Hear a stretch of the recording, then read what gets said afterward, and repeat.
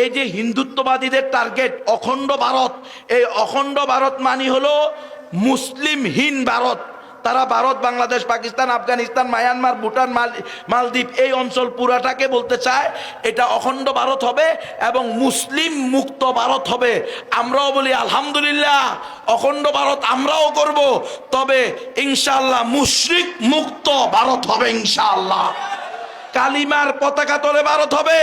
আফগানিস্তানের অখণ্ড ভারতের অংশ বানাইছো তো খুব ভালো, আসো তোমরা যাদেরকে খোদা মানতা, তোমরা যাদেরকে বাপ মানতা, তারা তিনবার আফগানিস্তানের মাটিতে অপদস্থ, অপমানিত, লাঞ্ছিত, মার খেয়ে পাথর বুকে নিয়ে পালাইছে। ইনশাআল্লাহ হে মালাউনের গোষ্ঠী, তোদেরও একই পরিণতি। ফান্তাদিরু ওয়া নাহনু মিনাল মুনতাজিরিন। হযরত এসে গেছেন, হযরতকে বসিয়ে রেখে আর বয়ান করা উচিত না। আল্লাহ তাআলা আমাদেরকে বুঝার তৌফিক দান করেন।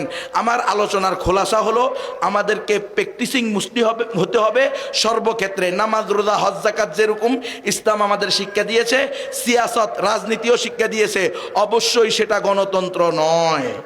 আমাদেরকে সতর্ক থাকতে হবে, কোনো প্রকার যেমনিভাবে হিন্দুত্ব আগ্রাসনকে, হিন্দুত্ববাদীদের অশ্লীলতাকে আমরা মেনে নিই নাই, ঠিক তেমনিভাবে ওয়াশিংটনের কোনো ট্রান্সজেন্ডারবাদকেও আমরা সহ্য করব না।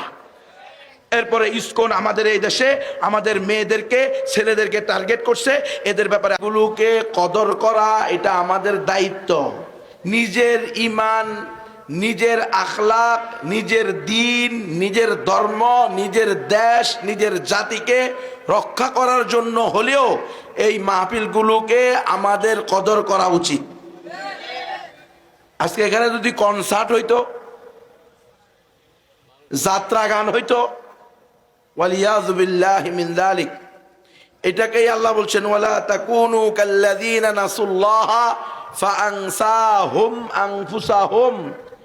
এ আমার বান্দা বান্দিরা, তোমরা ওই জাতির মতো হইও না যারা আল্লাহকে ভুলে যাওয়ার কারণে আল্লাহ তাদের নিজেদের কাছে নিজেদেরকে ভুলাইয়া দিছে। কিভাবে সম্ভব যে আপনি আপনাকে ভুলে যাবেন, আমি আমাকে ভুলে যাব? তো মুফাসসিরিনে কেরাম বলেন ফাআনসাহুম মাসলিহাতাহুম, মানে তার জন্য যেটা কল্যাণকর সেটা ভুলে যাবে, অকল্যাণকরটা গ্রহণ করবে। এই সকল দিনই মাহফিলে আসবে না, কারণ এই মাহফিলে আসবে সে যে সৃষ্টির সেরা জীব, তাকে যে আল্লাহ তাআলা কি মাকসাদে, কি টার্গেটে তৈরি করেছে, তার দুনিয়ার কাজ কি, মাকসাদ কি, টার্গেট কি, মিশন কি, ভিশন কি, সেটা তাকে উলামায়ে হাক্কানি রব্বানি আল্লাহ তাআলার প্রকৃত বান্দারা চোখে আঙ্গুল দিয়ে ধরিয়ে দিবে, যার ফলে তার ঈমান সেভ হবে, তার মানবতা সেভ হবে, তার সৃষ্টির উদ্দেশ্য সফল হবে। আমরা এগুলাতে আসি না। এগুলাতে আসলে আমরা যে মানুষ সৃষ্টির সেরা এটা ঠিক থাকবে, এটা আমি বুঝতে পারবো, কিন্তু এগুলাতে না এসে যাত্রা গানে আমরা চলে যাই, পালা গানে চলে যাই, আমরা ওয়ালিয়াযু বিল্লাহ কুফর শিরিকের মধ্যে ডুবে থাকি, যার ফলে কখনো আমাদেরকে বানরের বংশধর বানানো হয়, আমাদের অনুভূতি হয় না। বানাইছে কি বানায় নাই? বানরের বংশধর বানানো হয়েছিল কি না? হয়েছে, এই দেশে হয়েছে। এই দেশের শিক্ষা সিলেবাসে লেখা হয়েছে মানুষ হলো বানরের বংশধর। এই উলামায়ে হাক্কানি রব্বানি হেফাজতে ইসলাম সহ এই দেশের শীর্ষস্থানীয় উলামায়ে কেরাম, হকপন্থী আলেমরা এর বিরুদ্ধে দুর্বার আন্দোলন গড়ে তুলেছে, বিক্ষোভ করেছে, মিছিল করেছে।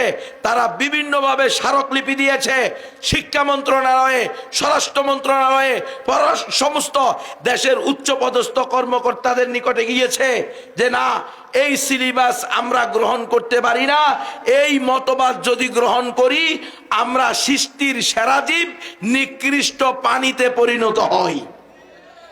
এখন আপনি এটাকে গুরুত্ব দিবেন না, গুরুত্ব দিবেন ওই সকলগুলাকে যে সকলগুলো আপনাকে আল্লাহর পরিচয়, রাসূলুল্লাহ সাল্লাল্লাহু আলাইহি ওয়াসাল্লামের পরিচয়, দ্বীনের পরিচয়, ইসলামের পরিচয় ভুলিয়ে দিবে। গান বাজনা, অশ্লীলতা, বেহায়াপনা, এগুলো কি আপনাকে কল্যাণের দিকে নিবে? কখনো নয়। তো